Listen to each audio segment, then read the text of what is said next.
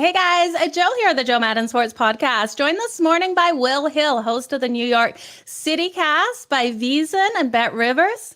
Will, welcome back to the show. How did the weekend treat you?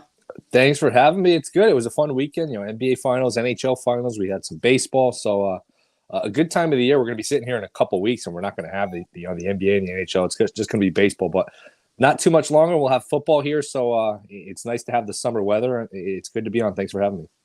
Absolutely. Well, these playoffs aren't disappointing in the NHL. They're definitely not disappointing in the NBA either. We saw Golden State last night get a huge win over the Boston Celtics. What was your take on that game? I picked Warriors in 7. After game 1, I was definitely nervous, not just that Boston won, but the way they won. Curry's the best player in the series, but after that, if you're just, picking sides, playground style, I think you pick a lot of Celtics right after Curry, with Tatum and Brown and Robert Williams and Smart. But last night, I think gives you hope if you're a Warriors fan, if you bet the Warriors, because I think getting Gary Payton Jr. back was huge. He's so good defensively. He gives them some energy.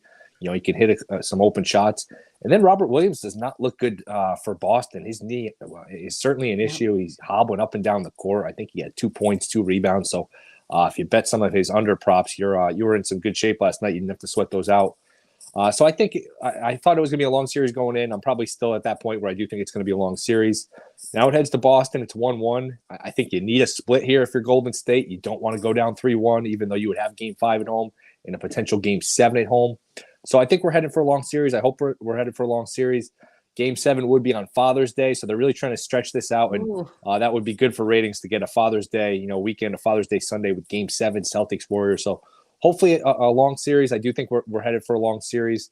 And again, I think Golden State does need to get one of these 2 games here in Boston. Yeah, absolutely. A little bit of concern, though, when we look at them against the spread in their last 6 road games, going 1-5 against that spread. Got a 3.5-point spread. Which way would you be going with this right now with that kind of stat?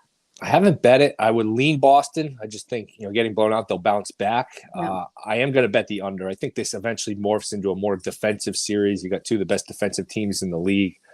It's the finals, so you get max effort defensively. But Boston's got to figure out a way to stop Curry. I don't know if you can double team him. You really don't want to have to be in a situation where you double him and then you're playing 4-on-3 the rest of the team. But it might come to that. So I would lean Boston. My stronger pick is to the under. I think it's 213, 212.5, something like that. It's come down a point or 2 from the first 2 games, but I can certainly see why I do like the under in game 3. Yeah, absolutely. I see it there as well. Really interesting. Both teams hit 40% of their 3-pointers last night, both going 15 and 30 out of 37. So I had to take a double look at that stat this morning to see if I was seeing things, but they just hit exactly the same on those 3-pointers. So any props you would be looking at for Wednesday night? Yeah, I would still go with Klay Thompson unders. He just hasn't looked the same. I know they tried to really force him to get him going. They left him in that game late when it was a blowout, when they pulled the rest of the starters, try to just give him some confidence, see if he can, watch the ball go through the net and make him feel better going into game 3. I'm sure he's going to have one of these games where he's going to burn you if you're taking the unders, and he's going to score 30 points and look like the Klay Thompson of 4 or 5 years ago. But I think the injuries have really caught up to him, and he's not shooting the ball well. He's not the same defensively. So I think, again, we're a couple days away, so I don't know what the numbers will be, what the adjustments, but Klay Thompson under is certainly a way I would look. Okay, I like it. Well, Wednesday is coming quick. Now already being Monday, it seems like we're going to blink and we're going to be here. But talking about blinking and being there, the NFL, it's coming up so fast here in week 1. We have the Panthers taking on the Browns. I know you have a bet already in this. What are you liking? Panthers plus 3.5. I just know how the market reacts. And once Watson does get suspended for game 1, and I think it's a very good bet to get suspended for game 1. I'd be shocked if he's playing week 1. I can't see how that's possible. What's going to happen is people are going to run and bet the Panthers once they see the news that Watson's not playing, because Brissett's the backup quarterback. He's obviously not as good as Watson. So you're going to see this line go under 3.5, under 3. It'll probably close 1 or 2. And if you want, you can bet the Panthers now plus 3.5, and then you can buy back on the Browns on the money line and have a chance to, hey, the Browns win the game by a field goal, and we win both your bets. So to me, this is just getting ahead of the number. It's getting ahead of the move here, and I do think this line will close under 3.5 once we get the Watson news. Gotta love being able to take it both ways in that one, getting the early lines. Well, I like where you're thinking with that. What about the Saints? They'll be on the road facing the Atlanta Falcons. I know you're looking at something already in this one as well. Yeah, I like New Orleans, and I think the benefit for looking at these games early. Now, the downside is you tie up your money for this long, and if an injury happens, it can go against you. But the benefit is you get the best of the number, and I do think you'll get the best of the number here with the Saints laying 4.5 against Atlanta. I'm not sure if people have caught up to, nobody's really doing their research right now. Very few people are.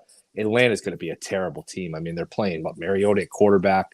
I think their over-under for season wins is around 4.5. This is going to be an awful team. And the Saints, Breeze retired, Sean Payton retired. A lot of people thought, they're in salary cap trouble. They'll just hit the reset button and sort of rebuild. They haven't. They've gone all in. They've added some free agents. They traded up in the draft to get Olave. Remember, they were competitive last year. They beat the Packers badly week 1. They had a couple of good games. They beat Tampa. I think both times they played really well against Tampa. So they have a lot of talent defensively. Obviously, Kamara is a premier running back. If they can get something out of Michael Thomas, that would be huge. I think they were 5-1 in the games Winston started. So I think this line's a little short. This is another situation where you're just getting the best of the numbers. I think you'll wake up Sunday in September, and this line will be 6.5, 7. Yeah, I could see it. Definitely going to be a different Saints game without Sean Payton there. Interesting to see how they will do this season. I know you're looking at some win totals as well. We've got the Vikings total of 8. What were you looking at for this one? They got to break with the schedule because the NFC teams, remember, there's 17 games now. It's still a little weird to get used to, but the Vikings and all the NFC teams have 9 at home, 8 on the road, which is a nice little benefit to start off with. But if you look a little deeper, one of their road games is in London against the Saints. So it's 9 home games, it's 7 road games, and it's 1 neutral. They're a team that's always played really well at home. I think the coaching change will do them well to get O'Connell in, a younger guy. I think Zimmer, had a tough personality. I think that he kind of wore out his welcome. I think, we saw them give away a lot of games late last year, whether it was poor coaching, missed kicks. I think just having a new voice, a new direction, a younger, more analytically driven guy will help that team. And again, I think the schedule, that's very beneficial. When you have 9 home, 7 on the road, 1 neutral, that's a very good start. And I could see this team, getting 9-10 wins and easily competing with Green Bay, who, look, they lost Adams, but who knows who's going to step up in terms of that. But going a little deeper on the Viking schedule, they do play the Jets, they play the Giants, they play the Lions twice, they play the Bears twice, and again, the 9 home games. It's a pretty favorable schedule there for Minnesota. It definitely is. Now, there's another team we got to talk about. I don't like talking about them very much, the Kansas City Chiefs, as a Bolts fan, but I know you want to talk about them. They got a total of 10.5 here.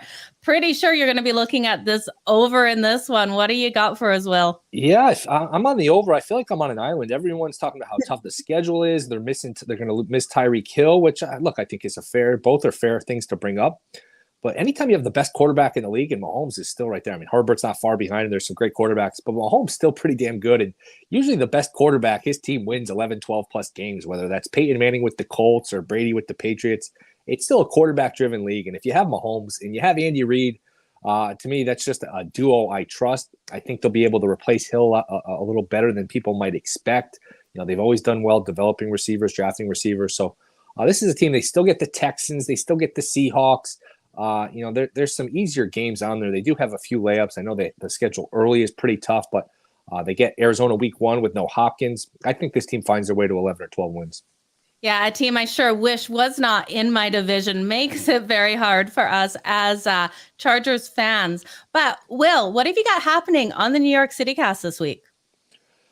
Should be a good week. We've got a bunch of good guests. Tim Kirkchin coming up soon. Mark Feinstein's got a new book out, so we're going to have him on soon, hopefully this week, to promote it. But we'll talk lots of Rangers, talk a lot of MLB. Obviously, the Mets and the Yankees doing well in first place, kind of running away with their division. So been giving out some winners, been having some good guests on. So VSIN.com/podcast or wherever you get your podcasts. We would appreciate a follow, download, rate, review, subscribe, all of that. And appreciate you having me on. Absolutely. Will, where can people find you on socials?